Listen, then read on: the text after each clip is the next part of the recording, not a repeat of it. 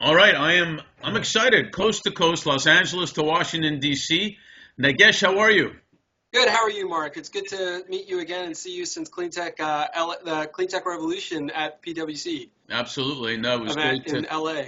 it was great to see you there. I'm glad we're keeping in touch, and I really appreciate you participating in this leadership series because I'm also pretty inspired and excited about what you're doing right now. Not that I wasn't inspired at what you were doing before, also, but I'm really inspired at what you're doing now. Why don't we start? If you would be kind enough, introduce yourself, tell everybody a little bit about what you're doing now and your background.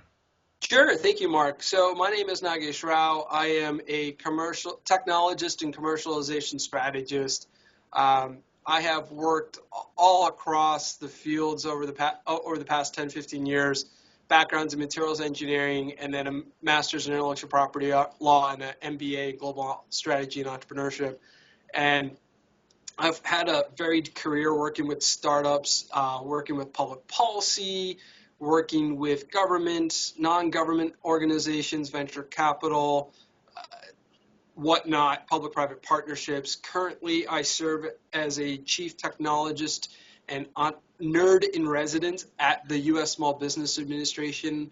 I am helping with the policy and programmatic oversight of what we have known as the SBIR program, which is the Small Business Innovation Research Grant Program that SBA oversees and aids in the administration of across 11 participating federal agencies, which include Defense, NASA, NSF, Department of Education, Transportation, etc. More details can be learned about the program at sbir.gov, sbir.gov. Hmm. And as the advisor and on the programmatic and policy oversight, my job is to help convey and figure out the best strategies around the conveyance of the $2.5 billion annual program of seed financing that the federal government does for small businesses that are engaging in high-tech growth, entrepreneurship, and research and development as it relates to federal government needs. I think And that's I mean, it's super exciting. Number one, it's great that government gets in, private entrepreneurial people to make things happen. I love that. no, and there are a lot of amazing people, civil servants who are change agents as well, doing amazing stuff. Some of my colleagues here in government and at the various agencies who've chosen the civil service path have done a tremendous amount of work and made great strides in taking their public service and making it a means of encouraging appropriate policy to help American entrepreneurs like yourself grow and chase the American dream.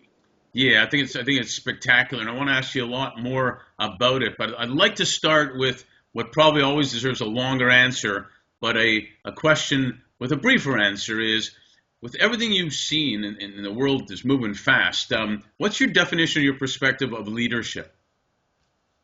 My definition of leadership is someone who's willing to take the bull by the horns, someone who's going to be tenacious and make the calls, the gutsy calls that need to be made, and actually not only talk the talk but walk the walk. That's what a real leader does. A real leader doesn't just talk the talk, but they also walk the walk.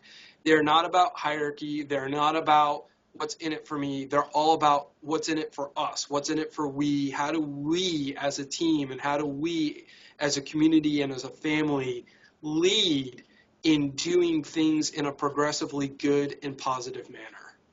It's a great definition. Unfortunately, I'm older than you, which really sucks to put it bluntly. But I've grown up in the corporate world and the entrepreneurial world and seen a lot, and it's so fast moving now. And you've got a pretty diverse, cool background: consulting, startups, boards, government. In fact, I believe you even said you were a Starbucks barista once. I was. That is correct. I did spend some time as a Starbucks barista. It's probably one of my favorite jobs of all time, being a coffee jockey. It's awesome. You meet a lot of people, and you'd be able to engage. And now Starbucks is offering, 4-year online education at University of Phoenix. So there you go. But I think that's tremendous. That says something. And in fact, what Howard Schultz is doing and Starbucks is doing is saying we want to invest in our talent. We want to invest in our talent, and it's okay if they leave as a result of our investing in the talent. There's that quote that they say, "Oh, if we invest in the talent, they'll run away." And then the CEO says, "Well, if you don't, what happens?" You invest in the talent. So I left. I was in government for a while. I started off as a GS7 patent examiner and then climbed up to be a senior advisor before I left to go do startups and entrepreneurial and venture capital stuff before I got recruited back into government. And in all honesty, I think it was important. It was good. It was a good decision, and it was an important decision because you don't want to get lethargic. You don't want to get static. And so jumping around and moving around, I know the good old days of a notion of I have a 30-plus year job, right, and I get my pension, and that's it. It's archaic in my mind. I think it doesn't make sense in today's society, in today's global society. I think if we really want to move the needle forward, people should be fearless and people should be encouraging of wanting to take risk, but calculated risk, appropriate risk. And when they go take that risk, and I think that's why it's great that Starbucks is doing that, they're taking the risk of losing the talent, but they're also realizing that they're setting a foundation to grow and mature and educate their workforce. And those folks who will leave will hopefully one day come back, from their experiences and take on, higher roles of leadership at Starbucks to help grow the company forward. Yeah, absolutely. I compare a lot of things to sports, and I've seen teams develop players on other teams who then come to them to help win championships. And I had a client not too long ago tell me, this was down in the southeast part of the state, said, "Man, I hope a lot of companies don't move in here because I really don't want to have to compete for the talent." And I said, "You got it all wrong. You want everybody coming down here, and then more talent's going to come, and you each can develop, and you can engage and share in best practices and this and that and the other." So I agree. I think, I've had the fortune of meeting Howard once and talking to him and whatnot, reading his book, and I think it's a brilliant move. And what's that expression about, let the bird fly free, and if it really loves you, it'll come back type of deal? Yep. Yeah, you hit it on the head. And, it's one of the things I really like about my current job is my boss is Javier Sade and the administrator, Maria Contreras. They're very encouraging of us going and being risk takers and doing really good stuff and making positive change around the world or in the world around us. And my colleague and also a quasi boss of mine, John Williams, he's very much proactive of like, go do it, have fun. I want to encourage you to grow. Get the job done. That's always important. But then come back and do what it is you want to do, and take those best practices and learn more. So you're hitting it right on the head. Like, well, two words we talk about a lot is right fit, and it sounds like you're talking about what is the right fit for entrepreneurial leadership right now is the people you're talking about, right? Yeah. A leader is not insecure. I mean that. And that's what's really the thing people should understand too is like a real good leader is not insecure and will not be a micromanager. They will empower their staff and employees to go and just tackle issues and not worry about the credit. I found it so easy to move along with my projects and endeavors because I just don't care about the credit. I really don't care. I'm like, go make your name with it. I will help. I will help be an offensive or defensive block, whatever I need to be to go and move the path forward. But just go run with it. Run with it. Like I have a couple of guys who are on special assignment working for me, and they'll ask me sometimes, if you want, or can we get your permission and stuff? And I'm like, no, just go do it. Just keep me in the loop. That's right. What I ask. Keep me in the loop. So I'm not blindsided. And my other former boss, when she was here before she took on a really cool role at Commerce, Pravina, she was the same way. She was like, just keep me in the loop. I just need to kind of know what's going on. I want to know what the variables in the equation are, but I trust you. And I trust you to go get the job done, and I trust you to go do it well. And if you mess up, own up to it. And if you feel like something doesn't feel right, also own up to the fact that you're unsure. So come to us, get our advice and guidance. Once you've gotten some more clarity on what to do and how to tackle it, go run with it. That's your job. Run with it. We're not going to get in the way. We want to encourage you to grow. Well, you're talking about a lot of key things we talk about with our clients in our executive search businesses. they're looking to develop leaders. They're looking for people they can trust, and these leaders that are up and coming want to be trusted because they want to be able to hit it. And it's not the old story years ago of, I'm in control, whether it's a boss or even a business saying, you got to come to us for what we're selling you and how we want to sell it and at what price. Now it's more authenticity, trust, developing each other, sharing. And what's that expression? It might have been a Christmas expression. The more you give, the more you get. Yeah. Oh yeah. Oh yeah. I I bring donuts, candy, stuff like that all the time. I buy my interns. I'm not sure that's good for talent and wellness, bringing the donuts and the. Oh yeah. But so with my interns, for example, I give them real projects. I actually do. My girlfriend and I were talking about this the other day about, mentoring and stuff, and she was the same mindset as me. She's my better half. I love her to death, and we were talking about this, and I said to her, and she agreed. She was like, "We don't like having our interns go get our coffee. We do not like having our interns go get our, fetch the mail, make the photocopies. Sometimes they have to do those menial tasks to help out, but I'll do those tasks too." I actually like giving meaningful projects to my interns. I like them to tackle stuff and to put their mark on it. And if it's above their head, I'm okay with that because I'll guide them and I'll let them take a valiant effort with it. And you'd be surprised. There's a lot, people are smart. Yeah. And I think exponential intelligence has come a long way, especially with the advent of the internet. And the things I remember doing while growing up are very different from like my nieces and nephew, how they're being raised, and my interns right now. And so with my interns, I give them real projects. They're already proficient in Excel, PowerPoint, stuff of that nature. So I'm like, okay, you're already proficient in a lot of this stuff. So I'm going to take it up a notch and help you develop your professional skills and your presentation skills, and make you own this project. And what's funny is I would have them present. I would have them present on stuff to real senior officials, and they were just kind of like, "Say what?" And I go, "No." Like I had a couple of my interns, Kate and Akem, they went to a manufacturing event here in DC. It was a policy event around manufacturing and helping encourage underserved communities get into the manufacturing innovation space, and so they went. I didn't really want to go. I said, "No, you go in my place. Just go, have fun, learn." And they're like, "Okay." And I said, "When you come back, synthesize in a quick paragraph what it is you learned and what key takeaways we might want to think about." Right. So about engaging on those policy parameters from a U.S. Small Business Administration perspective. And they're like, "Okay, sure, all right." And then they did that. And then they said, "Well, okay, what next?" I go, "Okay, send it to Javier, the associate administrator, who's second in command at SBA, and my boss." And they're like, "Say what?" I go, "Send it to Javier." And they're like, "Do you want us to send it to you and you send it to him?" And I go, "No, send it to him."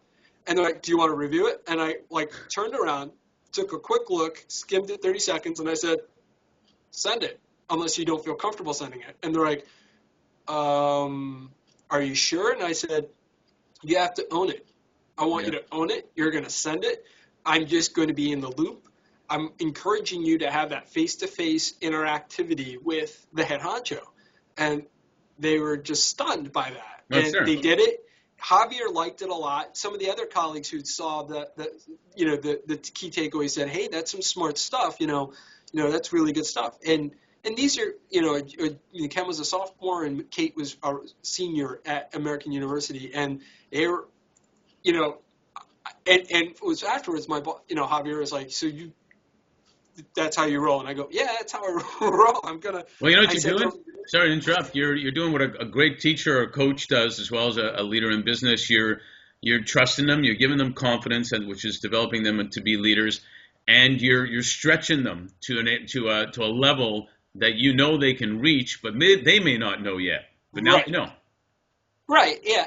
And I'm pretty good at sussing. You hit it on the head. Like, if I had some doubts, I'd say, "All right, give me an extra second to take a look," and I would dig a little bit more, or I wouldn't. But I had enough trust and in sense of maturity in both of them that I said, "No, just do it." And that's what I do with my interns. I actually had them. I gave them a project where they partnered up with the Italian embassy. So I gave them this big stretch goal. I said, I want you to figure out an event that relates to entrepreneurship and policy parameters government can do. I want you to put on a symposium by next fall. And so this was a year ago. And they were just kind of looking at me like I was crazy. I was like, no, I want you to think it through, see what you can do.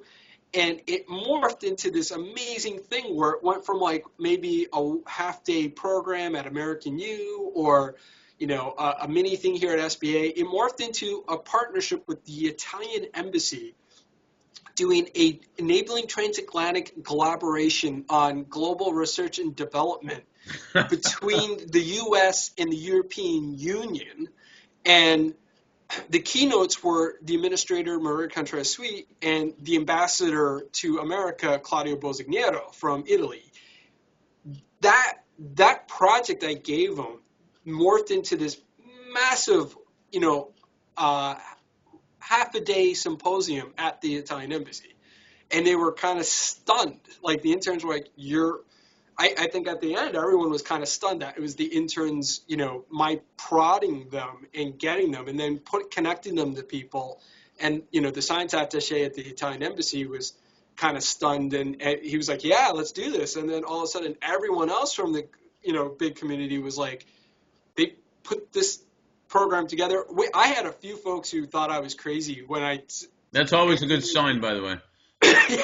They were like, you're crazy, this is not going to work. And then like that day of, when they saw like a few hundred people at the event, and like we had a rock star lineup of who's who in the policy world, and also some venture capitalists and tech entrepreneurs, especially from the European side, they were just kind of like, oh my God. I was like, well, one of my favorite words in the dictionary, if you will, is awareness.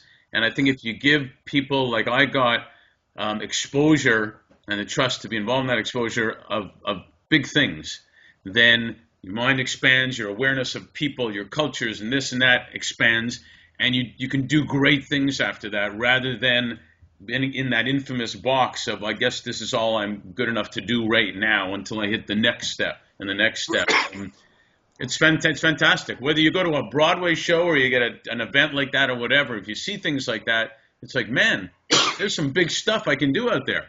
Yeah, oh, absolutely. And that's what I do. I like to seed it, and I like people to run with it and go with it and seed the idea and let them take it on its own. And and it's akin to like the work I do currently with SBIR. I mean, it's America's largest seed fund. The companies that have come out of that program have been Qualcomm, Symantec, iRobot, Lift Labs, Genentech, Intuitive Surgical. It goes on and on. It's an impressive cadre of companies that have resulted from that. And all we did, the industry of 3D printing as a result of SBIR, we seed finance. We're seed financing crazy risk takers and saying, here's an idea. We want to be able to print products, not just print on paper, but print an actual physical product. And so here's $150,000. Here's a solicitation for the best ideas on it, and we'll award $150,000 grants. NSF's SBIR program did a lot of that back in the 90s, and the companies like Geomagic, DTM, Z-Core that make up the industry and pioneered that technology forward. It's because of little grants from the government saying, take a risk. We want you to take a risk, stretch the limits, and see what you can do with it. And then we're going to get out of your way, and hopefully you will commercialize it and do what it is you can do on your own in the free market. Well, I want to ask you more about that, and we'll come back to that in the next part of this video. So hang on, don't go away. Okay.